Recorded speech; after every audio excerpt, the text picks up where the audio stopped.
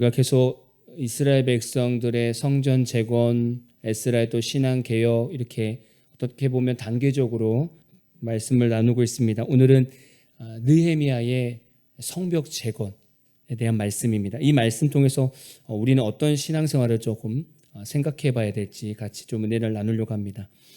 사람의 영혼, 육을 지배하는 것 중에 중요한 세 가지를 뽑는다면 세계관, 가치관, 생각 이렇게 세 가지입니다. 세계관은 월드뷰입니다. 이 세계관의 정의라고 본다면 세계를 바라보는 기본적인 관점을 말합니다. 사람, 사물, 사건을 이해하고 해석하는 틀이죠. 인간 자아 제일 밑바닥의 기본이 되는 영역입니다. 아마 여러분들도 이미 세계관이 다 잡혀 있을 거예요. 주로 어린 시절부터 청소년기까지 가족, 문화, 교육, 종교, 사회적 경험 등을 통해서 이게 형성이 이렇게 됩니다.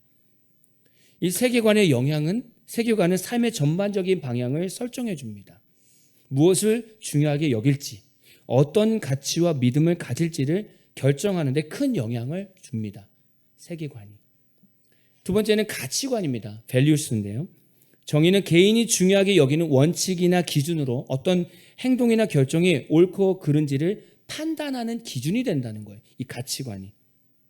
형성되는 어떤 과정을 보면 세계관을 바탕으로 형성이 됩니다. 아까 앞에서 말씀드렸던 세계관을 바탕으로 해서 형성이 되는데 이것도 가족, 사회적 관계, 교육, 종교적 신념, 개인적인 경험 등을 통해서 구체화됩니다.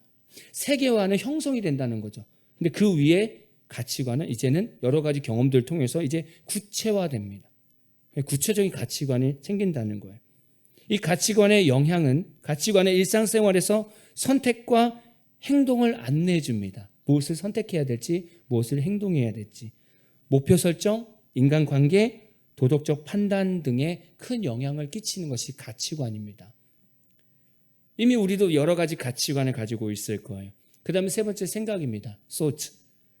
특정 상황에서 개인이 가지고 있는 구체적인 의견이나 판단이죠.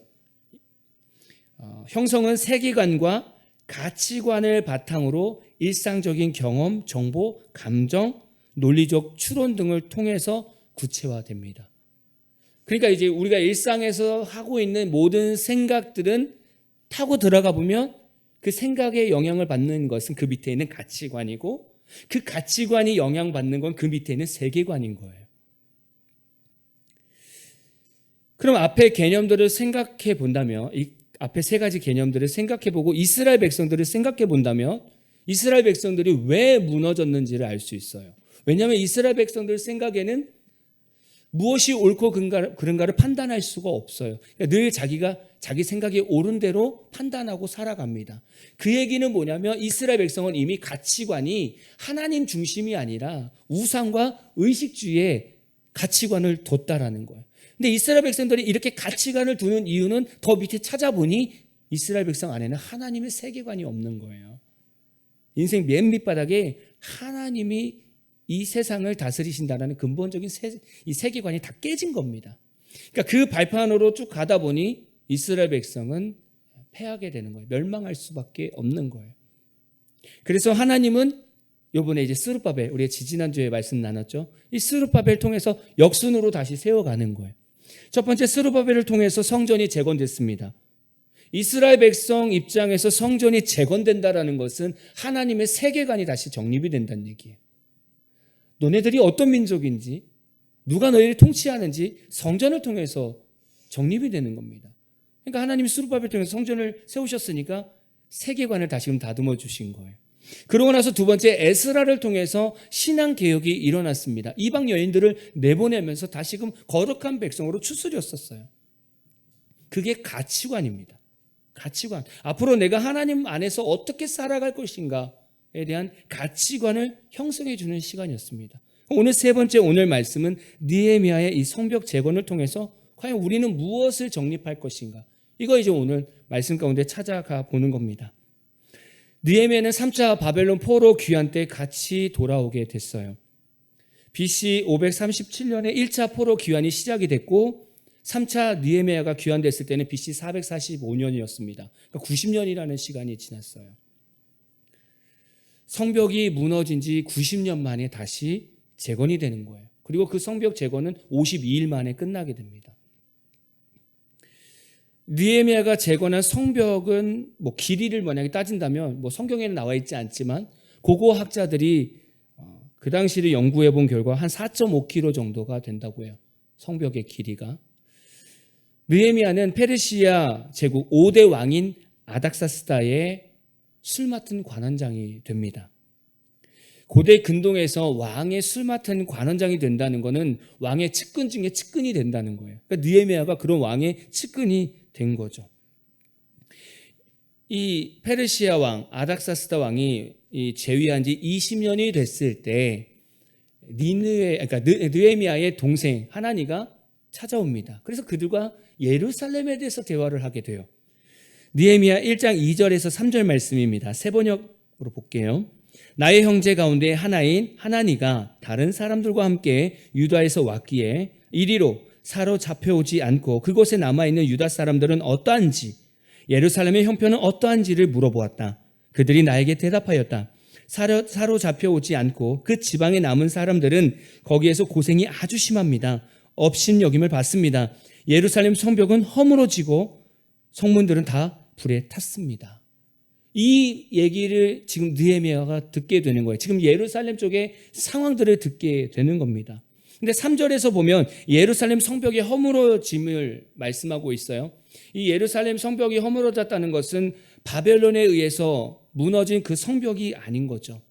1차 포로 귀환한 그 귀환자가 성전 재건을 하잖아요. 그리고 20년 만에 성전을 재건을 합니다. 그러고 나서 이들은 자신들의 그 예루살렘을 보호하기 위해서 또 국가적인 어떤 위상을 높이기 위해서 이미 성벽을 재건을 했었습니다. 근데 그때 당시를 생각해 보면 페르시아의 이 패권주의가 약해지는 시기였었습니다. 그래서 애굽과 그리스가 독립을 해서 이젠 계속 페르시아를 위협하는 상황이었었고요. 또 내적으로는 안으로는 제국 곳곳에서 반란이 빈번하게 일어나는 상황이었습니다. 그 상황에 이스라엘 백성들은 성전을 재건한 거예요. 주변을 보니까 이렇게 있으면 안 되겠다. 우리도 좀 보호해야 되겠다. 그래서 성벽을 두르기 시작한 겁니다. 그런데 이럴 때 사마리아 사람들과 주변 사람들이 거기에 반기를 들고 지금 아닥사스다 왕에게 상소문을 올리게 됩니다. 에스라서 4장 11절에서 16절 세 번역입니다. 다음은 이들이 보낸 상소문의 내용이다. 유프라테스 강 서쪽에 있는 신하들이 아닥사스다 임금님께 아뢰입니다. 임금님께서 다스리시는 여러 지방에 흩어져서 살던 유다 사람들이 우리가 사는 예루살렘으로 와서 자리를 잡고 범죄와 반역을 일삼던 악한 성읍 예루살렘을 지금 다시 세우고 있습니다. 기초를 다시 다지고 성벽을 쌓아 올리고 있습니다. 이 일을 임금님께 아뢰입니다. 성벽 쌓는 일이 끝나고 그 성읍이 재건되면 그들은 세금과 조금과 관세를 바치지 아니할 것이며 틀림없이 국고에 손해를 끼칠 것입니다. 나라에서 녹을 타먹는 우리로서 임금님께 불명예스러운 일이 미칠 일을 그냥 보고만 있을 수 없어서 이렇게 상소문을 올려서 임금님께 아뢰입니다. 조상이 남기신 기록들을 살펴보시면 임금님께서도 바로 이 성읍이 반역을 일삼던 곳이었음을 아시게 될 것입니다. 예로부터 이곳에서는 반란이 자주 일어나서 임금님들을 괴롭히고 다른 여러 지방에까지 피해를 입혔습니다. 이 성읍을 없애버린 것은 바로 그러한 반역 때문입니다. 이 성읍이 재건되고 성벽 쌓는 일이 끝나면 임금님께서는 유프라테스 강 서쪽 지역을 잃게 되신다는 것을 아뢰는 바입니다. 지금 주변에 이 성벽을 쌓는 걸 반대하는 사람이 지금 아닥사스다 왕에게 이러한 상소문을 올리게 됩니다. 아닥사스다 왕은 이 편지를 보고 나서 그럴싸한 거예요. 논리적인 거예요. 얘네들이 그렇게 반역을 할 수 있겠구나. 그래서 그 성벽을 중단하라고 지시를 내립니다. 그래서 성벽을 다 짓지 못했어요. 근데 이게 아닥사스다 왕에 의해서인지 아니면 주변에 어떤 대적에 의해서인지 모르겠지만 성벽이 다시 다 무너졌어요. 거의 다 완성을 했는데 다 무너져 버렸어요. 그 예루살렘의 성벽의 얘기를 느헤미야가 듣게 된 거죠. 예루살렘의 성벽이 무너지고 유다의 어떤 유대로 귀환했던 사람들이 큰 환난을 당하고 능욕을 당하는 소리를 들었을 때 느헤미야가 어떤 반응이었습니까? 느헤미야서 1장 4절입니다. 내가 이 말을 듣고 앉아서 울고 수일 동안 슬퍼하며 하늘의 하나님 앞에 금식하며 기도하여. 참 성경의 인물들은 그렇게 눈물이 많네요. 참 마음이 늘 하나님 앞에 뜨거운 사람인 것 같아요. 느헤미야도 예루살렘 성벽이 무너지고 자신의 백성들이 거기서 능욕을 당하고 환난을 당하는 생각을 하니 눈물을 흘리면서 기도하게 되는 거예요. 느헤미야는 아닥사스다 왕의 술 맡은 관원장입니다. 행정적으로 생각해 보면 느헤미야가 금식을 하면서 수일 동안 울고 있을 수는 없어요. 왜냐하면 늘 왕의 옆에 서 있어야 돼요. 그러니까 많은 학자들은 아마도 느헤미야는 이 자신의 나라 예루살렘과 그 성과 그 백성들을 위해서 아마도 휴가를 냈을 거예요. 왕한테 말씀드리고 며칠 동안 자기 방에서 그 백성들을 생각하고 예루살렘 그 성벽을 생각하면서 그렇게 울면서 금식했을 것이라고. 그리고 어느 날 수심이 가득한 상황 가운데 왕 앞에 나왔는데 왕이 그걸 또 눈치챕니다. 그래서 느헤미야에게 왜 이렇게 얼굴이 왜 이렇게 뭔가 수심이 가득하냐라고 물어봤을 때 느헤미야가 이 얘기를 하죠. 그래서 왕에게 요청합니다.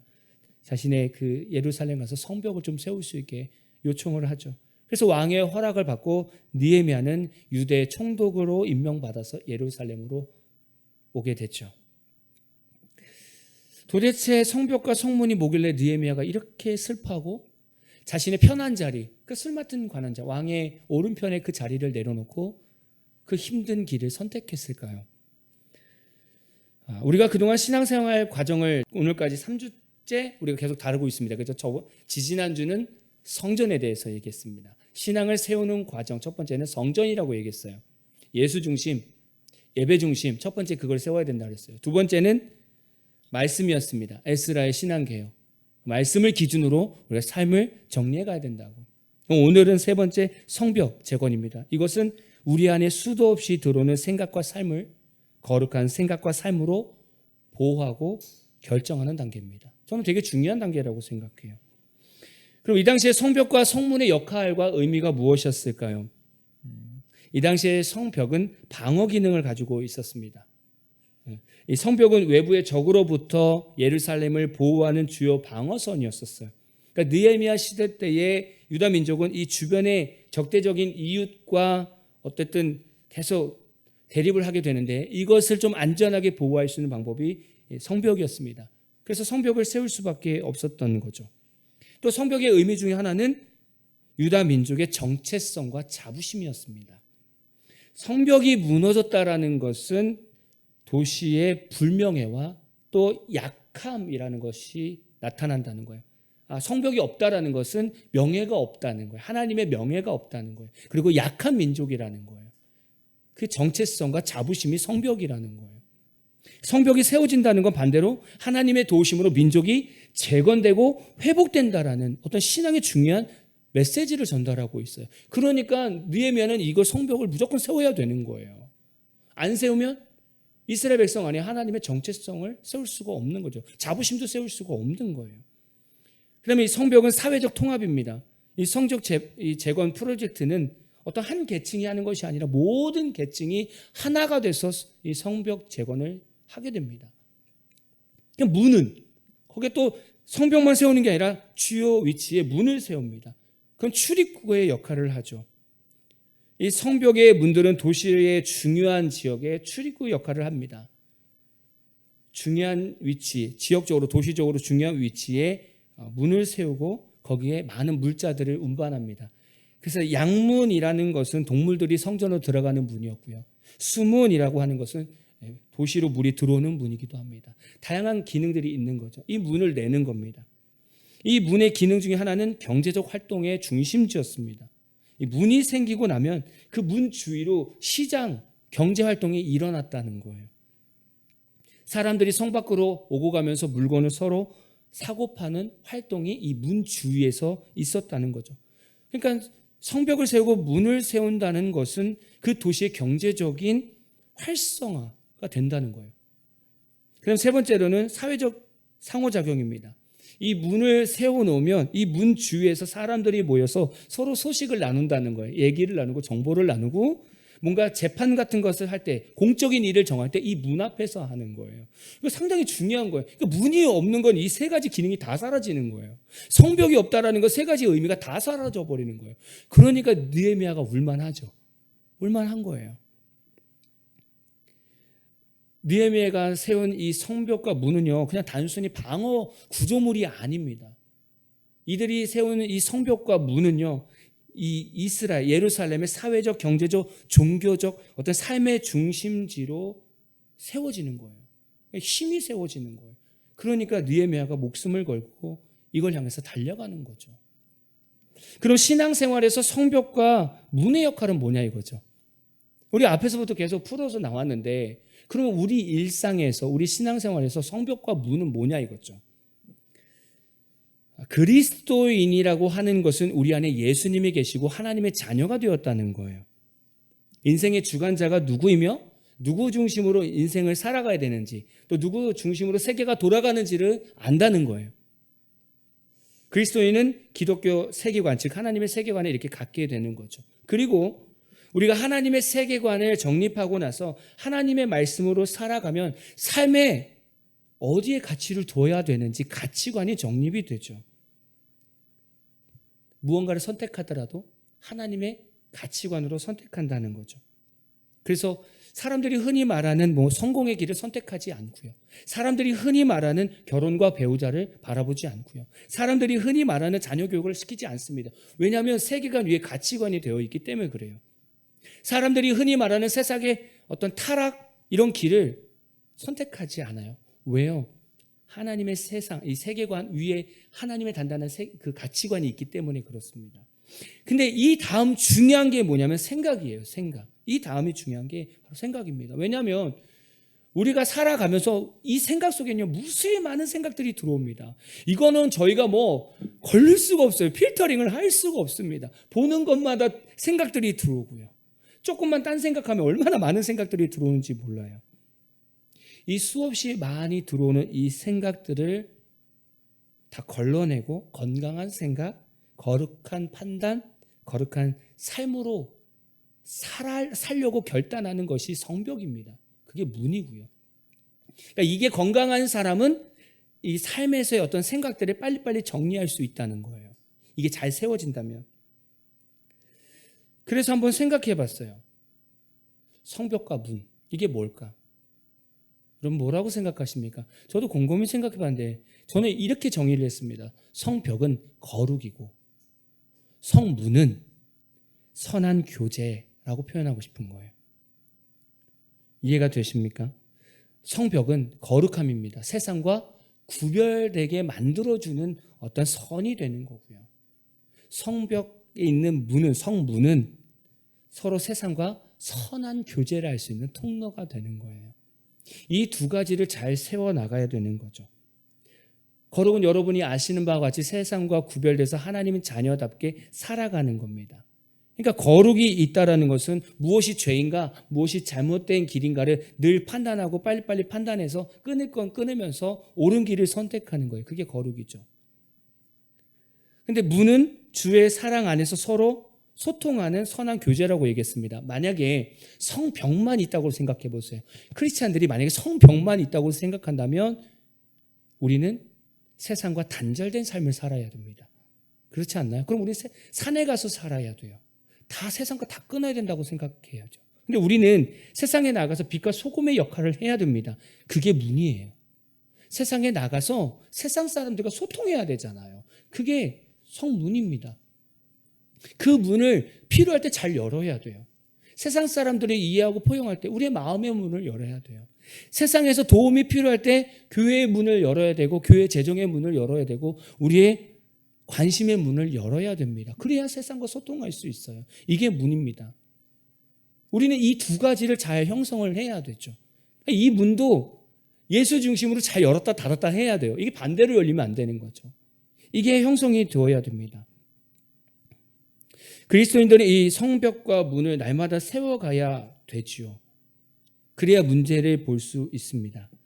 그런데 보니까 아마 성도들이 제일 힘든 것은 평상시에 우리 삶에 들어오는 아주 작고 큰 것보다는 작은 게 더 어려운 것 같아요. 또 작은 생각들을 분별하는 게 더 어려운 것 같아요. 제가 한번 예를 들어볼게요. 어떤 성도가 있다고 생각해 보세요. 그 성도가 사업을 하려고 해요. 근데 갑자기 몸이 아파졌어요. 근데 그 가운데 또 부부의 관계가 또 점점 서먹해지면서 냉랭해졌어요. 근데 거기에 또 사춘기 자녀가 있는데 사춘기 터졌어요. 말을 안 들어요. 근데 그 와중에도 부모들은 자신의 욕심을 내려놓지 못하고 그 사춘기로 엇나가고 있는 애한테 학업으로 억압을 하는 거예요. 공부를 시켜요. 좋은 고등학교, 좋은 대학교를 보내려고 압박을 합니다. 근데 또 이 부부들은 자존심이 있어서 생활은 다른 사람들한테 꿀리고 싶지 않은 거예요. 다른 사람들의 시선에 신경 써서 늘 생활을 좀 이렇게 명품 이런 걸로 좀 치장하면서 사는 거예요. 그러다 보니 빚은 점점 늘어나게 되고 경제적인 어려움은 날마다 허덕이게 됩니다. 여러분들 이 상황이 제가 예를 들어서 스토리를 짰지만 이 상황이 만약에 한 사람에게 한 가정에게 일어났다고 생각해 보세요. 저는 되게 어려울 것 같아요. 근데 이러한 분들이 의외로 많을 것 같아요. 이런 상황들이 복잡하게 터지는 이런 상황들. 여러분 딱 들었을 때 여러분들 아마 하나님의 세계관, 하나님의 가치관이 있는 분들은 이거는 이렇게 해서 잘못된 길을 선택한 거 아니야? 이거는 애시당초 이런 이유 때문에 문제가 터진 거 아니야? 이게 분별이 될 겁니다. 근데 만약에 우리 삶에 이러한 거룩과 선한 이러한 어떤 관계 교제, 그다음에 하나님의 어떤 가치관과 세계관이 없으면 이 문제가 터졌을 때 해결할 방법이 없어요. 그래서 성도들이 어려운 거예요. 우리 삶에 이렇게 생각들이 여러 가지가 들어옵니다. 이 생각들을 우리가 분별하지 못하면 세상의 생각이 들어와요.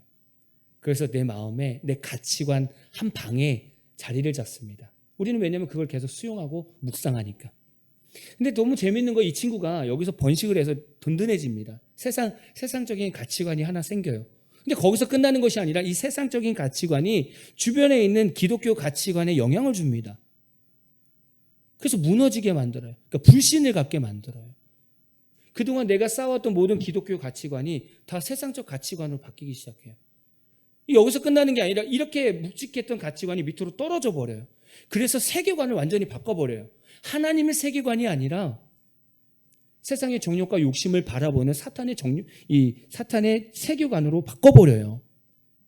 그럼 뭐만 남냐면 성도라는 껍데기만 남습니다. 그래서 이런 사람들이 썬데이 크리스찬이라고 얘기를 해요. 교회만 왔다 갔다 하지 실질적으로 삶 속에서 문제가 터지고 어려움이 있을 때 무엇을 어떻게 풀어가야 될지 전혀 몰라요. 왜요? 이미 생각의 성벽은 다 무너져 버렸어요. 다 무너져 버리고 이미 가치관은 다 세상 것으로 바뀌어져 버려 있어요. 그러다 보니 세계관도 다 바뀌어졌어요. 이 상태에서는요, 어떤 문제를 바라봐도 해결할 방법이 없어요. 답이 없어요. 그러면 이런 성도들은 다시 역순으로 똑같이 가야 됩니다. 이스라엘 백성처럼 똑같이 성전을 세우고 에스라처럼 다시 신앙 개혁을 다시 해서 다시 성벽을 세워야 돼요. 이 과정이 없으면요, 백날 얘기해줘도 아무 소용없어요. 근데 우리들은 보통 어떤 얘기를 합니까? 신앙적인 얘기할 때 성벽과 문에 대한 얘기만 해요. 무엇이 힘든지, 무엇이 어려운지, 흔히 말해 무엇이 중요한지 이런 거 얘기한단 말이죠. 근데 근본적인 원인은 그게 아니에요. 그 안에 있는 가치관이 문제였고요. 더 내려가면 하나님의 세계관이 있었느냐 없었느냐의 사실 문제거든요. 근데 성도는 거기까지 안 내려가요. 그래서 우리는 작은 문제 가운데서도 무너지게 됩니다. 그래서 오늘 우리는 예레미야가 이 성벽을 세우면서 그 성벽을 세우는 과정을 보면서 우리도 이 거룩과 이 선한 교제 이런 것들을 우리가 어떻게 세워가야 될지 좀 봤으면 좋겠습니다. 이제 느헤미야가 예루살렘으로 왔을 때 성벽과 문을 재건하기 위해서 어떤 과정들이 있는데 일단 느헤미야는 현장 답사를 가게 됩니다. 느헤미야서 2장 12절에서 16절 세 번역입니다.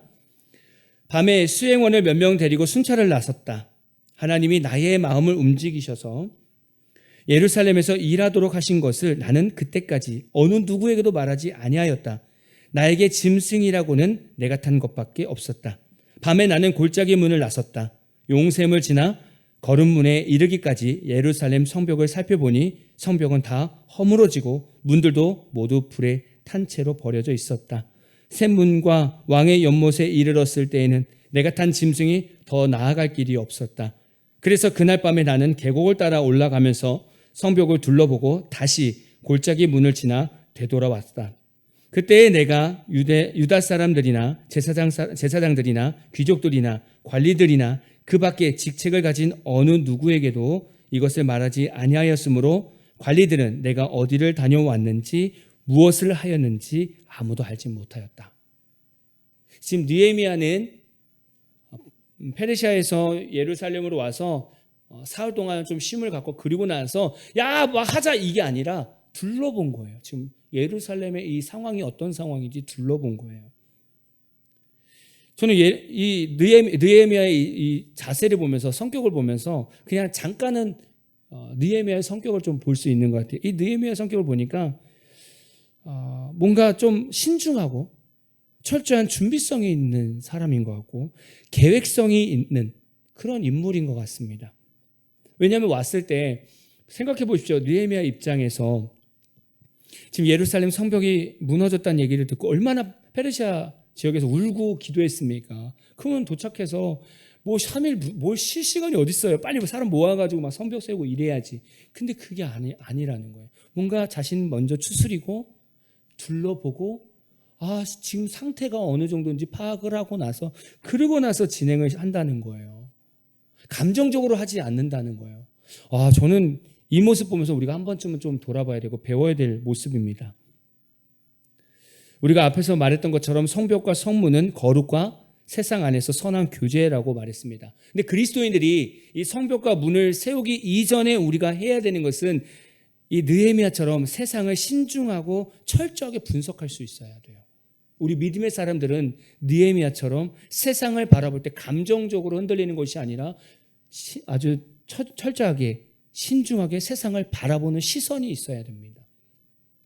그냥 남들이 간다고 해서 다 쫓아가는 것이 아니라 지금 시대가 어떻게 흘러가고 있는가를 봐야 돼요. 우리 감리교잖아요.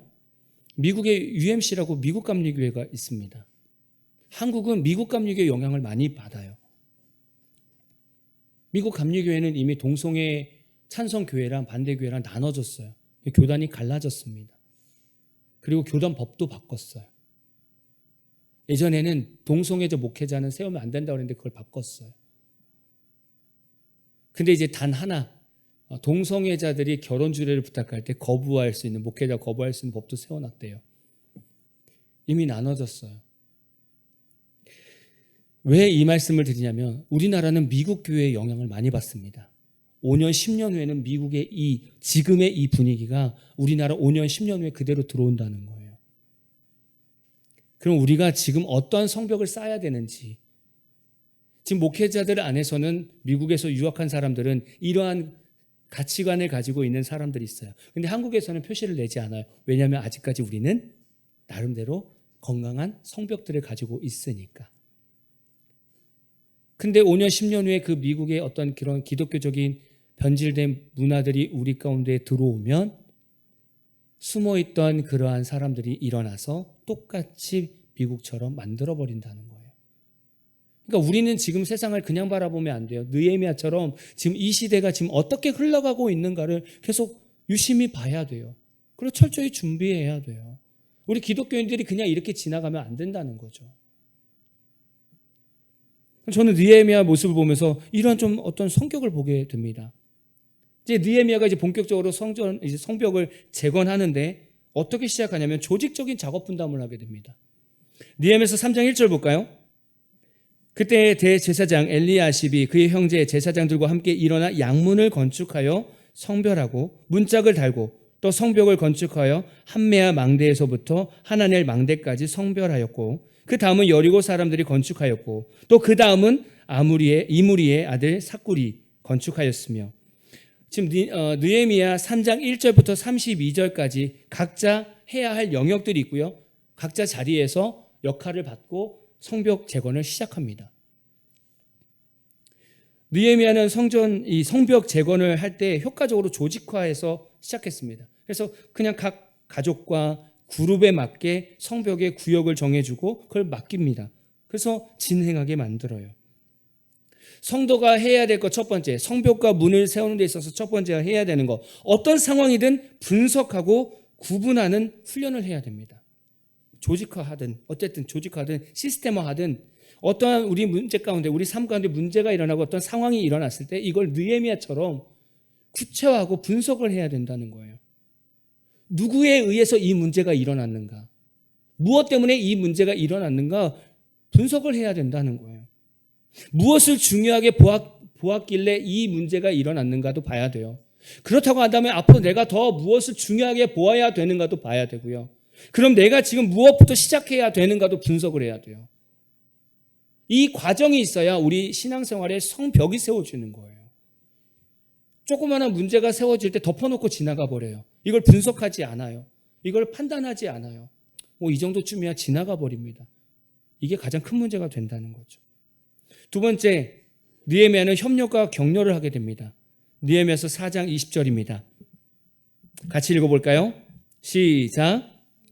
어디서든지 나팔 소리를 듣거든 그리로 모여서 우리에게로 나아오라. 우리 하나님이 우리를 위하여 싸우시리라 하였느니라.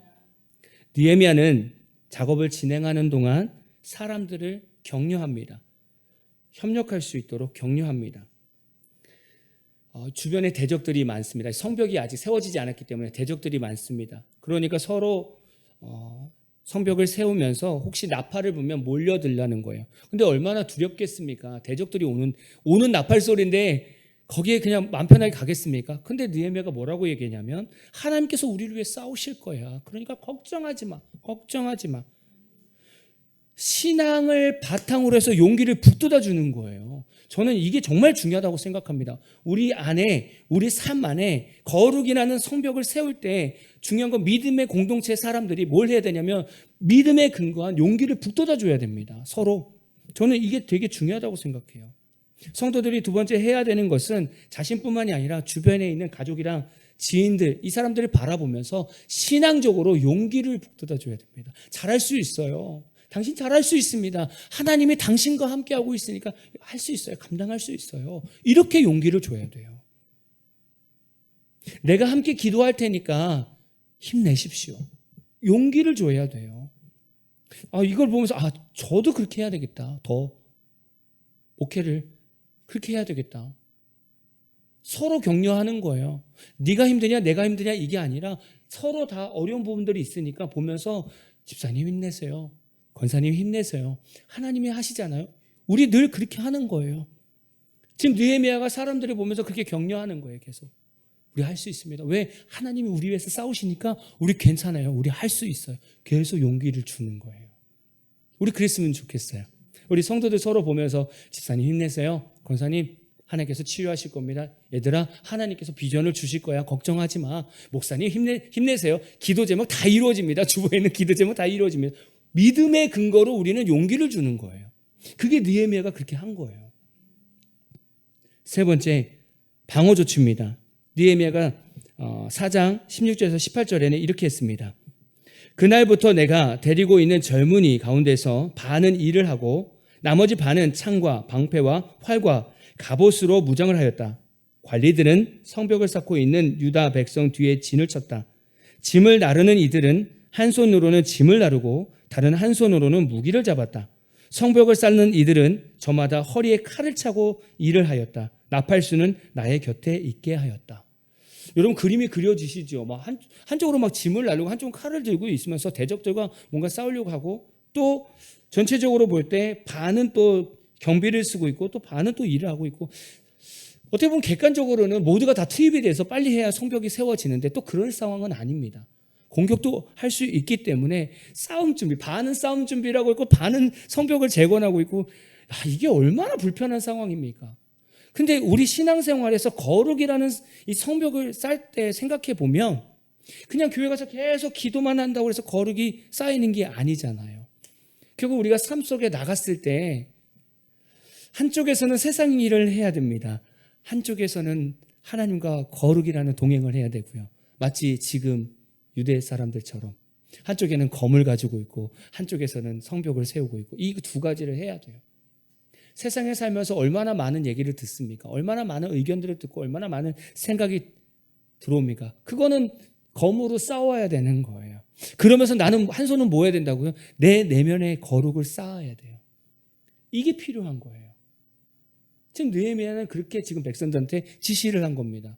우리가 생각하면 종교 활동 따로 떨어뜨려 놓고요. 세상은 세상 생활 따로 떨어뜨려 놔요. 이 얘기는 뭐냐면 성벽 재건할 때 거기는 칼 내려놓고 성벽만 쌓고 있는 거예요. 그러다 갑자기 퇴근할 때는 칼을 들고 가고 의미가 없는 거예요. 이거는 이 상황에서는 우리가 신앙생활할 때 사실은 저희가 볼 때 이 상황이 훨씬 더 많습니다. 우리가 평안하게 살고 있을 때 어느 순간 사단이 문을 두들기고 이제 시험이 갈 거야, 이제 어려움이 갈 거야 이렇게 얘기합니까? 그렇지 않아요. 우리 삶 속에 거룩을 쌓고 있지만 순간순간에 사탄은 쳐들어옵니다. 그래서 우리는 검을 들고 있어야 돼요. 말씀을 들고 신앙을 들고 믿음을 들고 이러고 대기하고 긴장감을 가지고 살아야 된다는 얘기예요. 세상 사람들은 세상 살면서 긴장감이 없어요. 특히 영적인 문제에. 근데 기독교인들은 긴장감 가지고 살자는 거예요. 작은 거 문제, 작은 거 상황 그냥 지나가지 말자는 거예요. 긴장감을 가지고 바라보자는 거예요. 그게 지금 재건하는 모습입니다. 마지막 네 번째 신속한 작업이었습니다. 느헤미야서 7장 15절에서 16절입니다. 성벽 공사는 52일 만인 엘ul 25일에 끝났다. 우리의 모든 원수와 주변의 여러 민족이 이 소식을 듣고 완공된 성벽도 보았다. 그제서야 우리의 원수는 이 공사가 우리 하나님의 도움으로 이루어진 것임을 깨달았다. 그래서 그들은 기가 꺾였다. 성벽 아까 제가 대략 한 4.5km라고 말씀드렸는데 이걸 52일 만에 세운 거예요. 이 얘기는 신속하게 빠르게 세운 거예요. 뭐 어떤 성벽의 질보다는 속도에 훨씬 더 비중을 둬서 만든 거죠. 느헤미야니까 가능했던 것 같아요. 느헤미야였다니까. 그러니까 저는 이 말씀을 보면서 그 때마다 쓰시는 하나님의 인물들이 있잖아요. 저희가 지금 인물들을 보는데 하나님이 진짜 기가 막힌 사람들을 쓰신다라는 걸 느끼게 돼요. 왜냐하면 느헤미야니까 미리 돌아보고 생각하고 어떻게 세울 것인가를 딱 정리한 다음에 시작하더라는 거예요, 일을. 그리고 50일 만에 딱 끝내는 거예요. 이게 판단력만 조금 늦어도 아니면 좀 감정이 막 복받쳐서 막 뭔가 감정적으로 하는 사람이어도 이게 일이 이렇게 완벽하게 되지 않습니다. 느헤미야니까 이렇게 할 수 있는 거예요. 저는 이거 보면서 하나님은 진짜 기가 막히게 쓰신다. 그럼 우리도 느헤미야처럼 준비하면 되잖아요. 느헤미야처럼 아까 말씀드렸던 것처럼 세상을 바라볼 때 그냥 바라보는 것이 아니라 하나님의 시선으로 명확하게 보는 거예요. 철저히 준비하는 거고요. 계획성 있게 사는 거예요. 그게 오늘 느헤미야가 성벽 재건을 하는 데의 열매입니다. 결과입니다. 성도들이 네 번째 해야 되는 건 이겁니다. 하나님의 뜻에 단호해야 돼요. 신속하고 단호하게 순종해야 됩니다. 사실 우리가 신앙생활 어려운 이유 중에 하나는요. 신속하게 뭔가 순종하지 못해서 그래요. 지리지리 끌면요. 사실 더 어려워요. 어떤 결단을 하는 데 있어서 그 감동을 받았을 때 탁 결단을 못하면 그 다음부터는 정말 어려워져요. 느헤미야가 신속하게 한 이유는 그런 거일 것 같아요. 이스라엘 백성들의 역사를 보십시오. 얼마나 불평이 많은 민족입니까? 이거 조그만 공사 길어봐요. 이거 꼭 해야 돼요? 막 이럴 수도 있고요. 이러다가 대적 통해서 우리 다 죽게 생겼어요. 그만하시죠? 막 이럴 수도 있고요. 차라리 페르시아 밑에 있는 게 편합니다. 뭐 이럴 수도 있잖아요. 그러니까 그런 생각을 아예 못 갖게 순식간에 후다닥 끝내버리는 거죠. 우리가 그런 것 같아요. 신앙생활하면서 조금 고민이 있고 어려움이 있습니까? 그러면 하나님이 주신 감동에 신속하게 그냥 결단을 내리고 가는 훈련을 하셔야 돼요. 이렇게 자꾸 따라가는 훈련을 해야 돼요. 그래야 거룩이라는 이 성벽이 튼튼하게 세워집니다. 여러분 오늘 말씀을 보면서 여러분은 성벽과 성문이 잘 세워지셨습니까? 이렇게 해서 이제 이스라엘 백성들의 모든 어떤 성전, 신앙, 그 다음에 그들의 자부심이 다 세워졌어요. 근데 저는 이게 교회고 이게 성도의 삶이라고 봐요. 여기까지 와야 돼요. 우리는 이렇게 성벽, 성문까지 완전히 완벽하게 세워놔야 건강한 크리스찬이 되는 거고요. 그들 통해서 놀라운 하나님의 능력들이 나타난 줄로 믿습니다. 여러분 한 주간 살아가면서 성벽과 성문을 세워보십시오. 저는 거룩과 선한 교제라고 정의를 내렸지만 여러분이 묵상하시면서 한 주 살다 보면 이것도 성벽이네. 이거는 성문이네. 내가 이걸 하나님 중심으로 세워야지. 이게 보이게 될 겁니다. 한 주간도 이 성벽과 성문으로 승리하는 저와 여러분 되기를 진심으로 축복합니다.